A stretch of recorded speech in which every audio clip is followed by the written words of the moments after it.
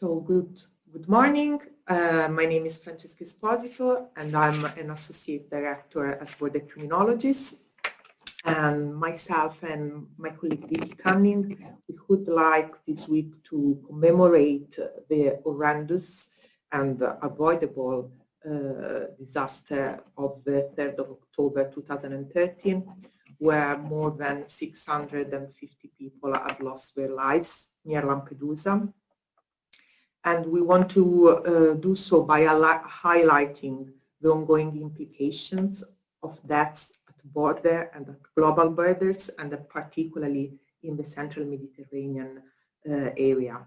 And that is why this week we decided to invite some people and speak with them, people who are at the forefront of both crossing borders and providing solidarity and support to those who find the courage to challenge the violent European border regime by often risking their own lives. We do this as part of a broader commitment towards critically acknowledging and questioning the violence of borders, while at the same time placing at the center of this debate the voices and resistances of protagonists on the ground. So I'm very happy to have with me today Hela, Maurice, and Deanna, who are activists at Alarm Phone, and they work in particular on the central Mediterranean region. So thank you for being here with me and having this important conversation about your important work. And I'll give you the floor if you want to speak a bit, introduce Alarm Phone and the work you are doing. Thank you. Hello, Francesca, thank you. So I will present the work of Alarm Phone. Alarm Phone is a hotline which was established and initiated in October 2014. So it's a network. People are based in different cities in Europe and North Africa. We provide it's a hotline for people who are crossing the Mediterranean Sea, and we work in 3 different regions: the Aegean Sea between Turkey and Greece, the Central Mediterranean, Libya, Tunisia, and Italy, and Malta, and in Western Mediterranean between Morocco and Spain.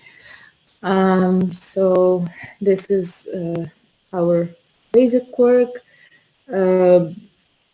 We also do some research work. We publish reports where we denounce the human rights violations and the crimes of the states in terms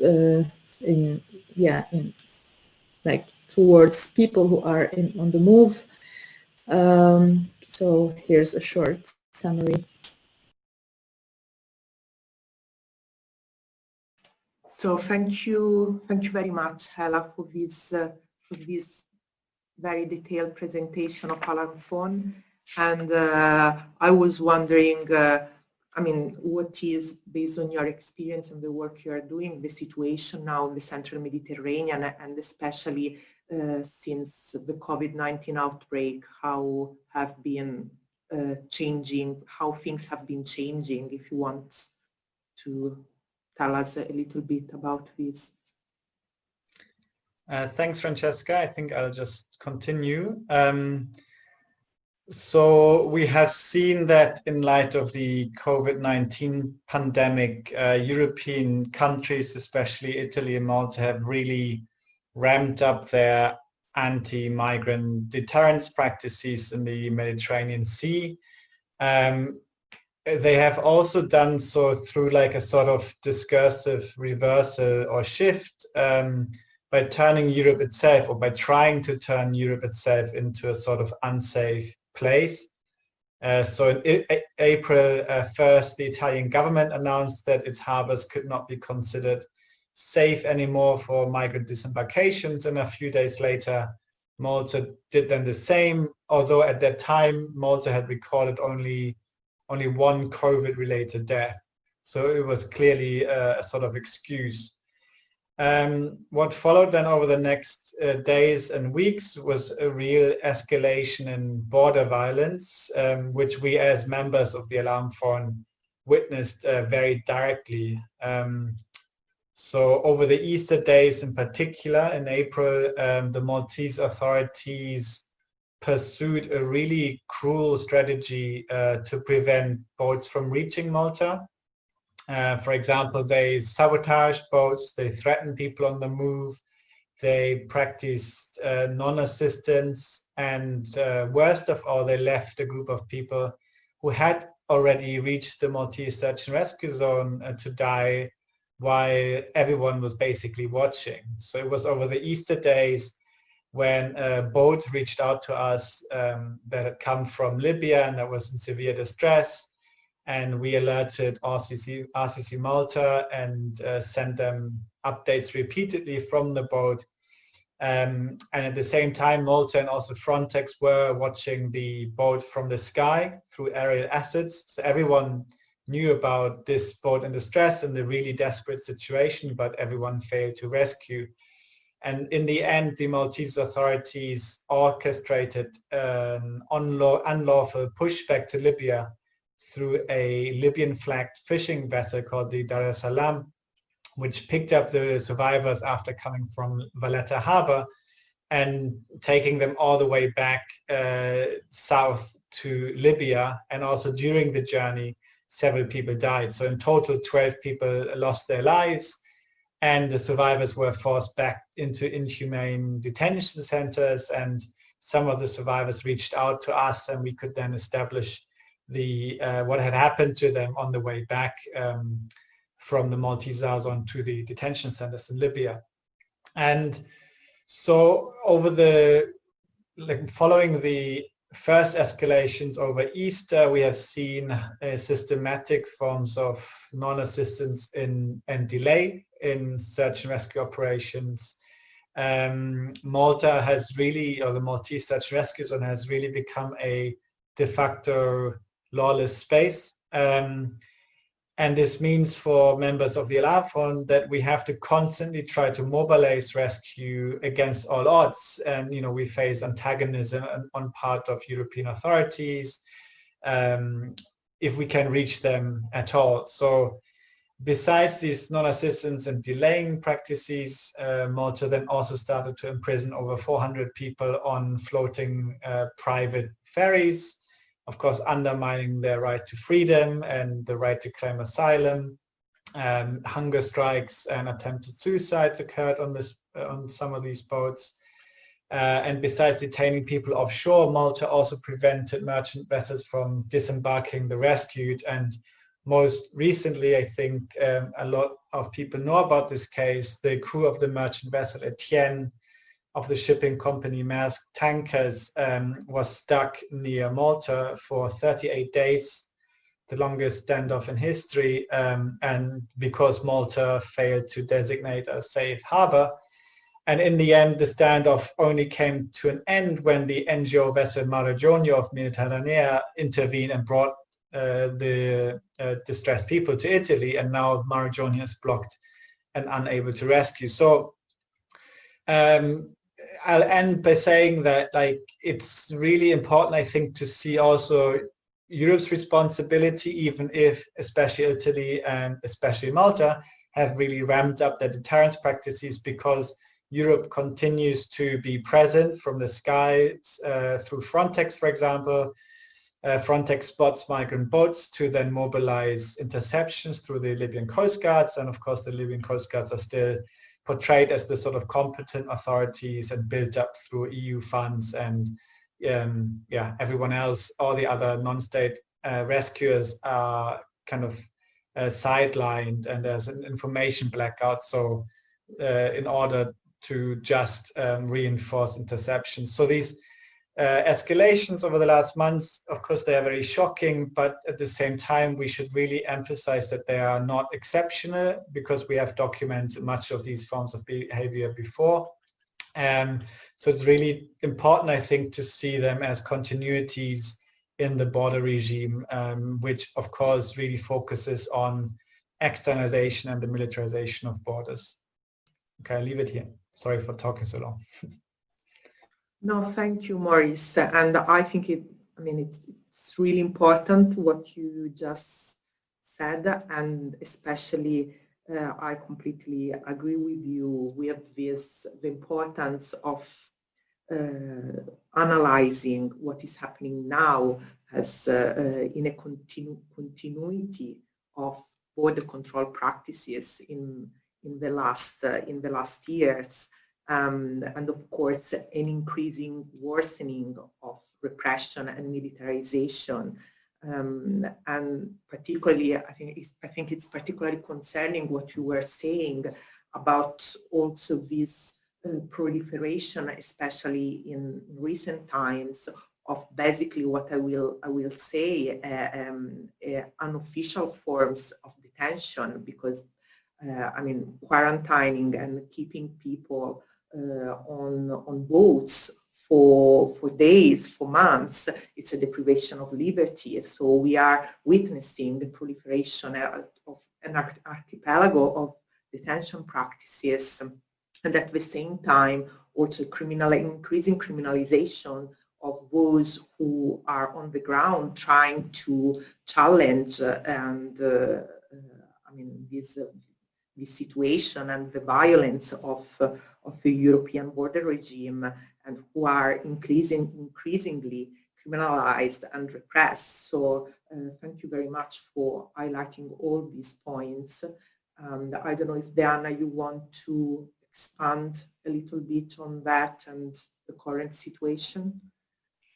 Yes, I think that it is important to think about discontinuity indeed, and how forms of pushback and all kind of violence and human rights violations at sea are not just due to COVID, or cannot just be justified by an exceptional COVID regime, but is something that has been built up over the last years and has continued even after the so-called COVID emergency. So COVID has really been used just as an excuse to enforce certain practices and to let them stay in a way. What has been striking for us in the last months has been not only the lack of rescue and the lack of intervention by the Coast Guards that we were calling to when there were boats in distress, but also the complete lack of transparency on what was going on at sea.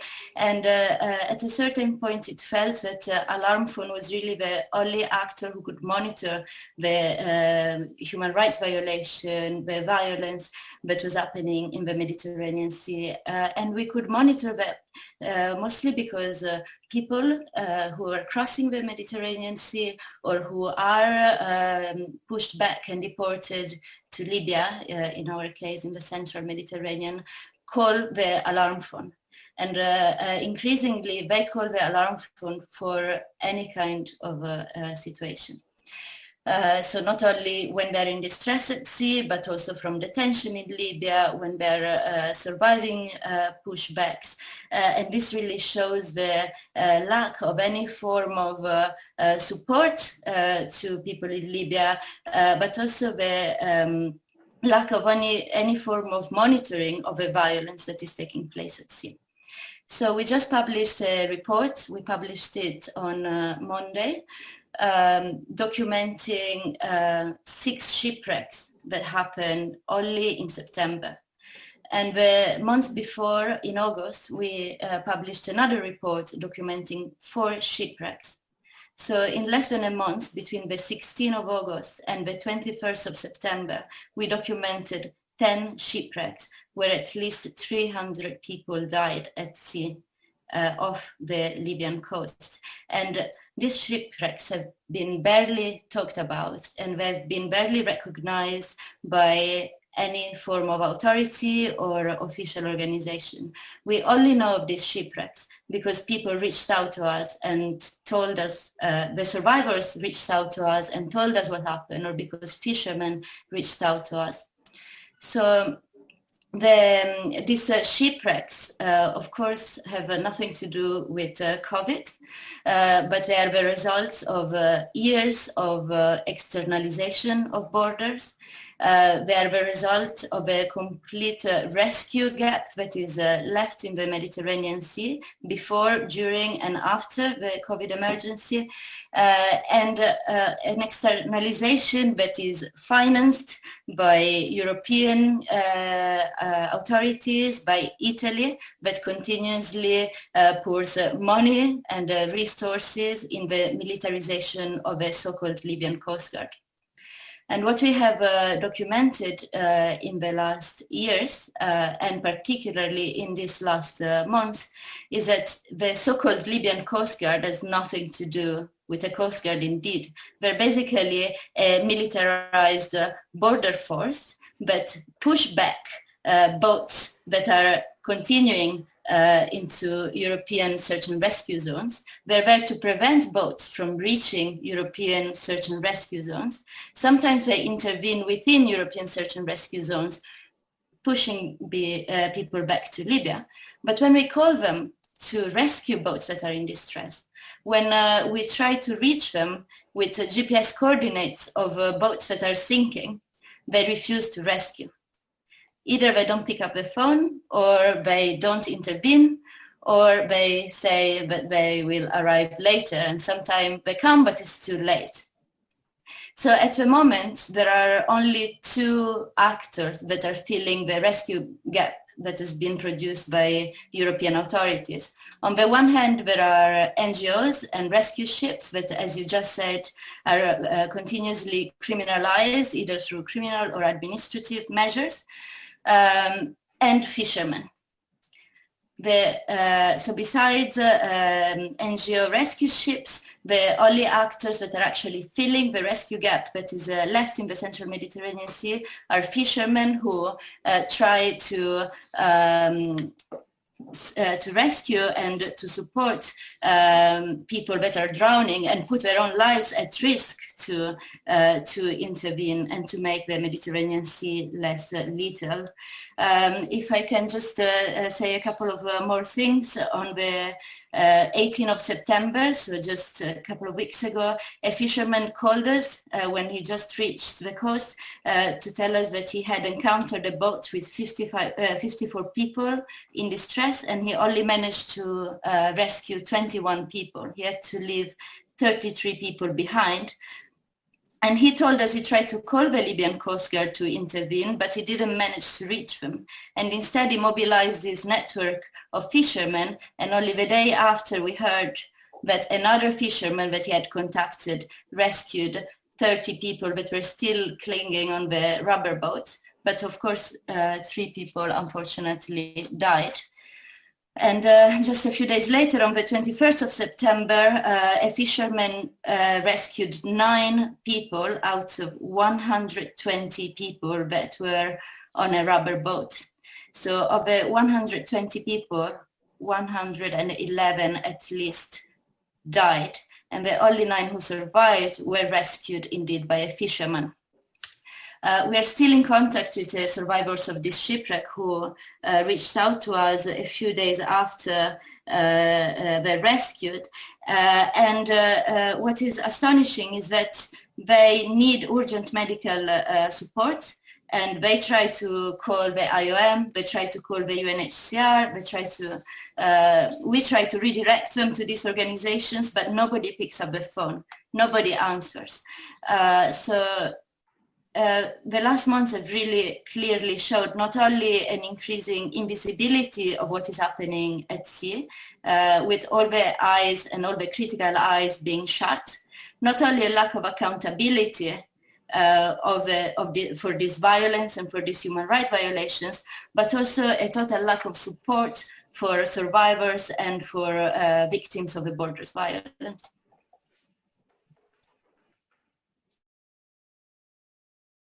Thank you, Deanna, I think it's really astonishing what you were saying. And also, I mean, you made me think about when you mentioned about these fishermen who are often also invisible in the accounts, the media accounts about this phenomenon, about sea crossing. It made me think also at the harms of this violence, of border violence, and how this border harm affect not only, of course, the people who are trying to cross the sea, but of course also their families, who often are completely invisible in this debate, and also communities at large, because I can barely imagine what it means to go there as a fisherman and having to decide which lives you save and which lives you don't save, and the trauma and the harm that this produce on that person, and then the harm that this person is going to bring in his or her family and in their communities, and how this harm is multiplicates in all our communities. So this is something that doesn't affect only the migrants. It doesn't have to do only with the migrants. These have to do with all of us, with our communities, with our families, and it's really the harm and the cost of all this. It's really enormous, and this is really astonishing. So I don't know if Hela want to add something on this. Also, I think your perspective as someone who's based in Tunisia and working on this since Tunisia, I think it's a very important maybe perspective that you can bring to this debate. I would like to more highlight because people usually just speak about the situation of people who are in the move in Libya, and we usually tend to forget that there is a country which is in the borders of Libya and is in the central Mediterranean and has its own political dynamics. So also, I would like to speak about the situation of people on the move in Tunisia. There is no asylum law in Tunisia, so there is nothing that can protect these people actually. So it's the UNHCR and IOM who are taking care normally and should take care of these people in Tunisia, but unfortunately they are not, because from the old fieldwork that we have been doing, we are constantly receiving complaints from people who are living in Zarzis, Mednin or Sfax, or even in Tunis, that they are not receiving food, that there is no assistance, there is no medical assistance from UNHCR or IOM.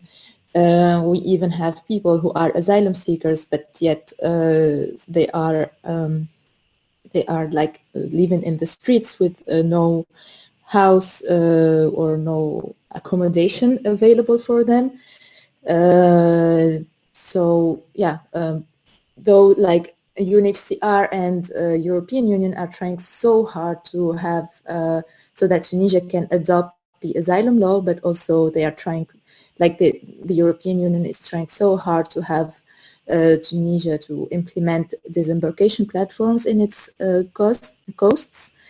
But I can't imagine having such a disembarkation platform if with the UNHCR couldn't manage to guarantee basic rights to 3,000 people. I don't know how it will work afterwards with more and more people, but also these disembarkation platforms are are also like in the context of this borders externalization, that the European Union is paying a lot of money for it and is pushing by all its capacities to implement it more and more. But what I think, what is the good point in Tunisia is, no matter how militarized the borders are, it's not clear for many people how it is militarized actually, but it is very militarized. We are receiving a lot of money from Italy, Germany, and the European Union to control our borders. Yet people are still traveling and still taking boats and still autonomously arriving to Lampedusa or to Sicilia, and are on their own ways fighting these borders, which I think is good.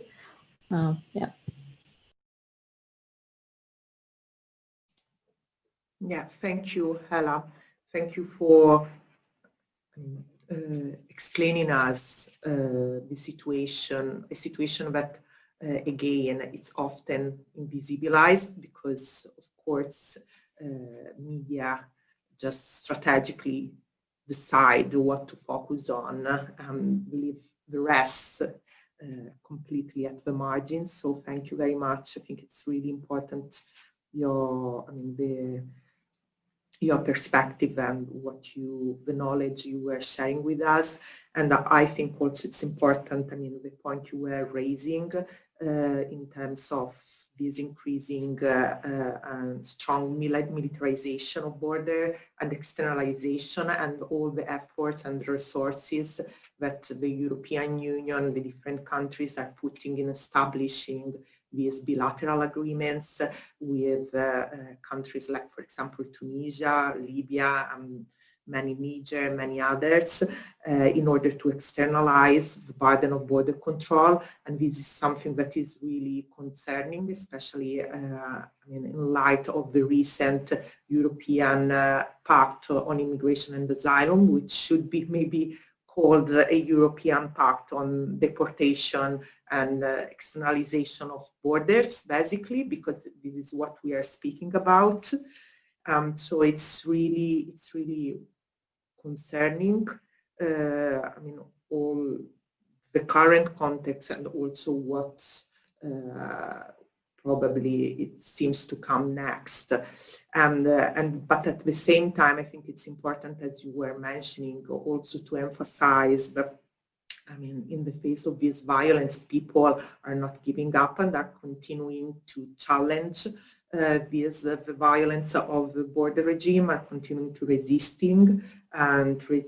this violence, and they will continue to cross borders. So this militarization and all this measure will not stop them, but of course the cost will be very high, and this is very concerning.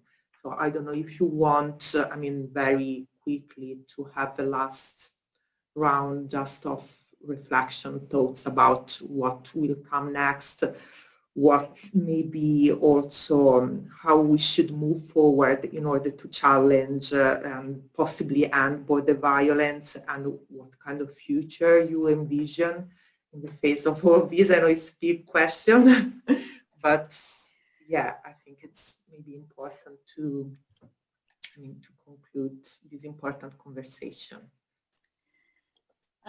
For me, it is important to always keep in mind that this week we are commemorating the 3rd of October shipwreck, and also many institutions are commemorating this shipwreck in Italy. It is a big thing.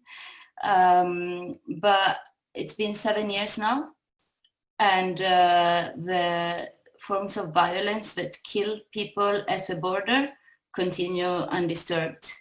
And not only they continue undisturbed, but they actually become increasingly normalized and invisibilized, to the point that 300 people died just that we know of just in September, and nobody talks about it anymore.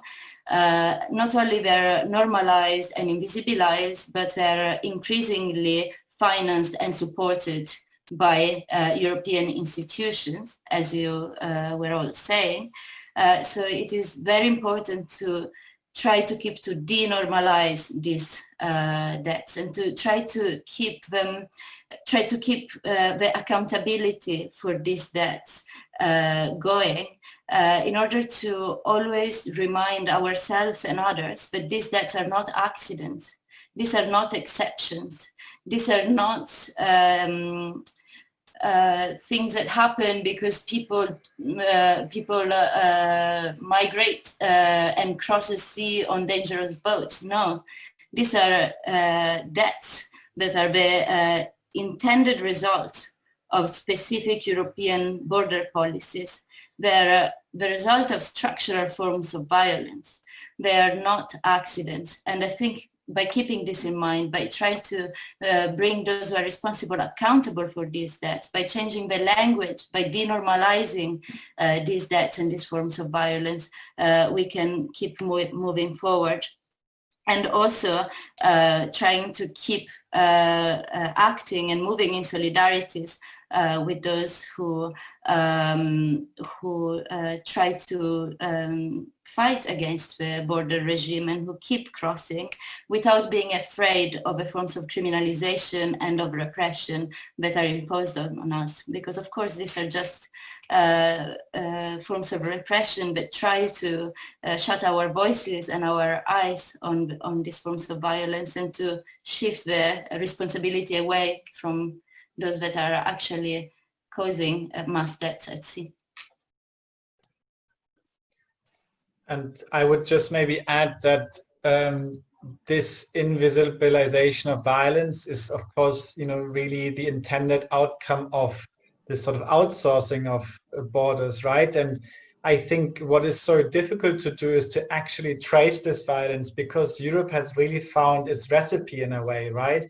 So I think off the coast of Libya, we see how European search and rescue boats have really pulled back over the last few years, because they knew that once they encountered migrant boats, it would be very difficult to return them to Libya, right? And so instead now they have withdrawn and gone into the skies, right? And do this remote control through aerial surveillance. And so we see how this sort of excessive violence happens, but it happens further away from the European coast, right? It happens quite often off the coast of Libya, and bodies will not wash up on Italian or Maltese beaches, right? They stay in the sea, or they return to the Libyan and Tunisian coasts. So I think it is really crucial to not give up and continue with sort of counter surveillance practices,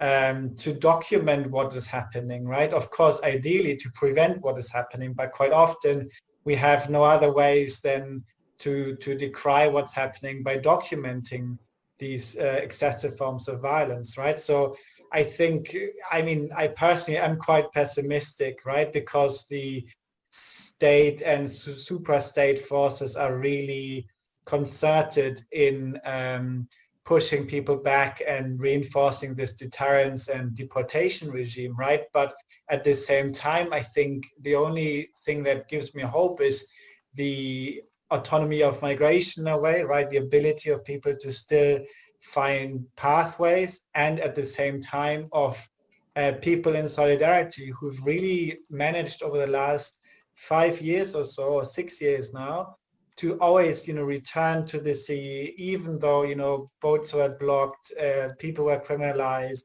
and to go into the skies, and also to continue with our alarm phone work, right? So I think this is the only hope I really have, because I do not see any other kind of political avenues right now.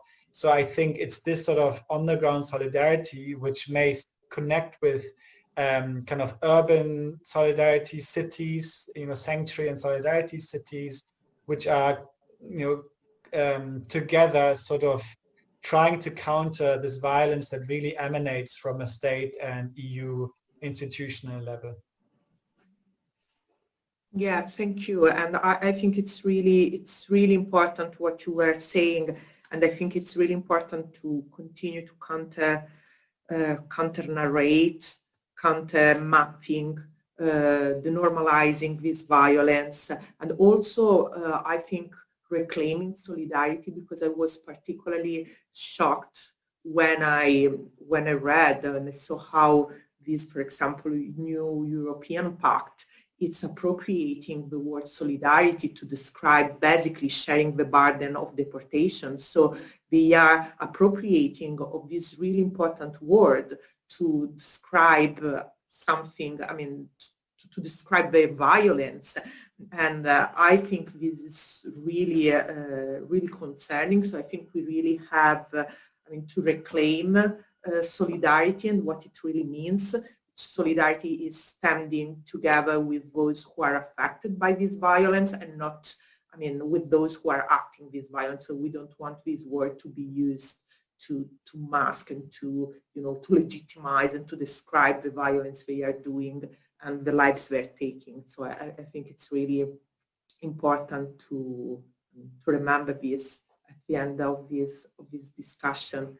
And and I want to thank you all. Also, Deanna, Maurice, and Hela as well for your important contributions and the important insights you brought today to this discussion.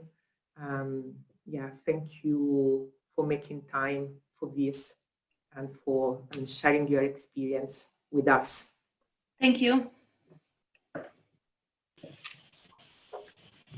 Thank you.